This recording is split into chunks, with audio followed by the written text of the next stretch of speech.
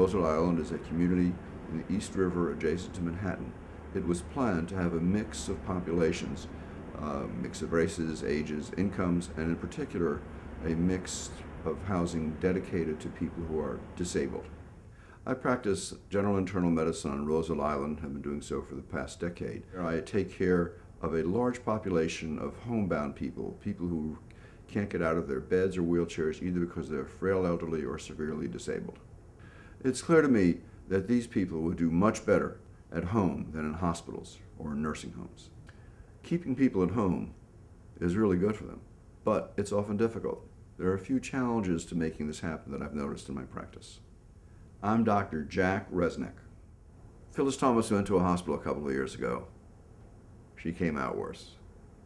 My name is Phyllis Thomas, and I'm from New York City. Been here 30 years on Roosevelt Island. I suffer from, something called C. difficile, and that was as a result of my having something called cellulitis. I went into the hospital for that, and I ended up, sicker than I was when I went in. I was there in the hospital, I guess it was about a week or so. When I got home, the problem was that I was having problems with my stomach. I was feeling, like it was just awful. My stomach was burning, and then I started feeling like I had diarrhea. I was here for about, I'm saying an hour, I don't know, maybe it was a little longer or not, whatever, but by the time I came in and sat down on the couch, I was feeling awful. At night, I ended up back in the hospital. The ambulance came and they took me back in the hospital. As they admitted me again. That's when I started having the problems, the real problems of this. I guess it's the C. diff, but I didn't know what it was. And the doctor came in, another doctor, I don't know who he was 6'9", and the doctor came in and said, "It's our fault." Well, C. difficile is an infection that is becoming more and more prevalent. It happens to people primarily who have been hospitalized for some infection, get some antibiotics in the hospital through an IV usually, or through a shot, and suddenly get these terrible infections. And Phyllis is one of those people in whom they keep coming back and back. Hospitals are becoming enormously dangerous places for sick people to be. Hospitals can kill you. Hospitals are not a safe place to be. No. Home is better. Dominic Caraturo has muscular dystrophy. Last time I tried to treat him at home, I ran into difficulties. My name is Dominic Caraturo Jr.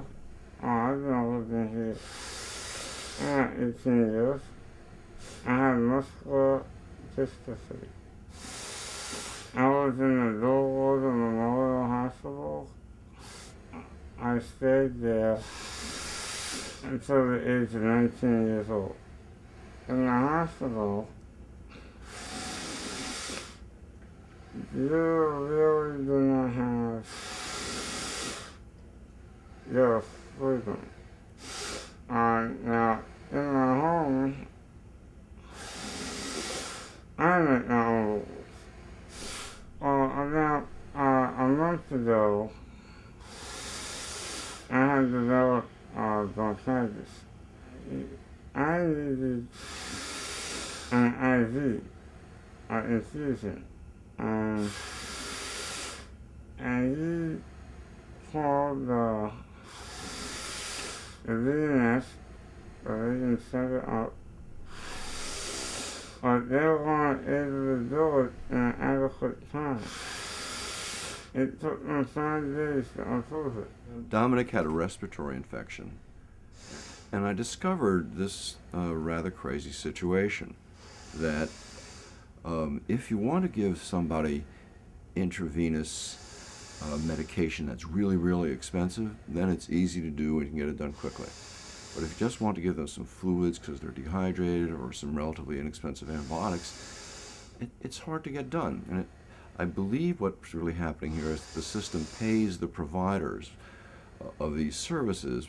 They primarily make their money on a profit margin on the actual medications rather than on the provision of the services. Well, having somebody like Dominic go to the hospital does have two problems. One, it's a very dangerous place for them to be. And secondly, from the point of view of the government and the system, it's much less expensive to provide a few quarts of salt water to somebody at home. The transition from the hospital to my home, it was a wonderful experience for me. It's the best thing that ever happened to me. Dawn Casamassa has multiple sclerosis. She wants to stay at home. Keeping her muscles, her arms and her legs flexible and easily movable is a challenge in the way the system works. My name is Dawn Casamassa. I've been living on Roosevelt Island since 1996. My medical condition is multiple sclerosis. Well, I'm a paraplegic. I have spent a year in the hospital. It's more pleasant at home. I could be surrounded with my things. I have my company. I have all the phone calls that I could make and receive. It's much better. Doctor for physical therapy came to analyze my condition. He felt that I couldn't not benefit from physical therapy because I was not going to walk again. And as the occupational therapy, I'm only able to get maintenance occupational therapy for 6 weeks. I can't seem to get it again after several months to keep my muscles alive, if you will, so my legs don't atrophy. When I'm having occupational therapy, it helps me use my arms and keeps them in motion. If I don't get it, they become very stiff, and I'm unable to move them. They'll only pay for it when you need rehabilitation. As soon as you've reached a level, they say, "Oh, okay, now she's okay." They won't pay. What they won't pay for is the maintenance to keep you okay. We got to wait till you get deteriorate again before they'll do it again. That's the craziness of the system. That's correct. You know, there are a number of situations where the rules of insurance or the rules of Medicare, since that's Dawn's insurer, are detrimental. You know, the idea that Dawn doesn't have regular physical therapy, regular occupational therapy, so that her limbs remain able to do what they need to do, in the long run, or even the medium term, is harmful to her, and doesn't make sense really, even from the financial point of view of the insurers. If she had regular maintenance, would be kept at a good level. Now, each time she has to get worse, and when you bring it back, it's never as good as it could have been. It's a yo-yo effect. When Blanca Gonzalez came home from the nursing home, she was barely recognizable. Working really hard with her family, we got her back to baseline. Blanca Gonzalez. My name is Felix Rivera Jr. I'm her son. My mother has been living in this apartment since 1990. She had a stroke in both hemispheres. My mother has stayed approximately 4 to 5 months in 2 different nursing homes at different times. She wanted to get out the first day. The nursing home's not a complete. It's a big difference staying home. She gets very good food. She gets loving care from the home aides. She's in familiar facilities. You know, she's in a familiar place. She would die in a nursing home.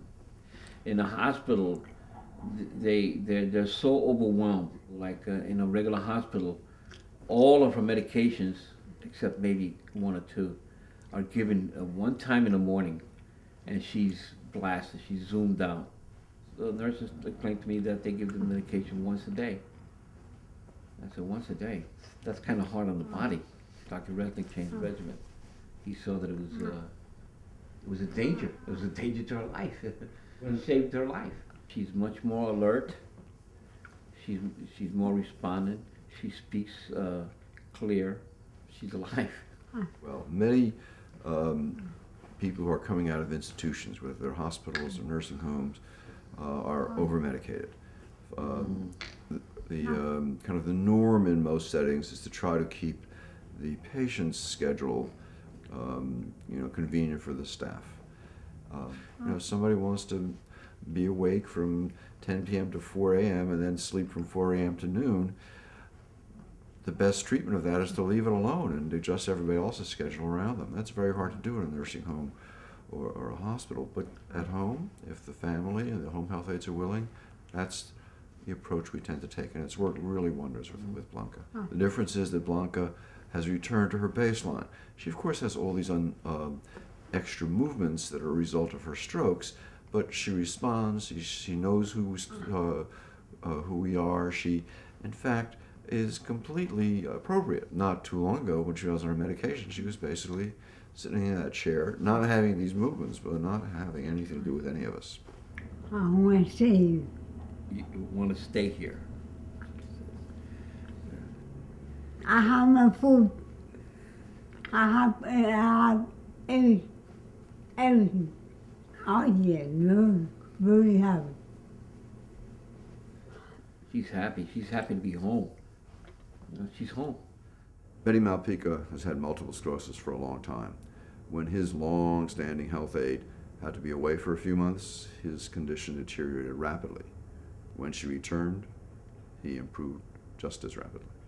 My name is Vicky Echevarria. This is my brother, Benito Malpica. He is one of 4 children. He is the second in the family. My name is Jeanette Hall, and I do work for Mr. Benito Malpica. Benny Malpica. That's all I can tell you. My brother, Benito Malpica, has muscular sclerosis for the past 40 years. He's being taken care of by Jeanette, his personal housekeeper, which she's incredible.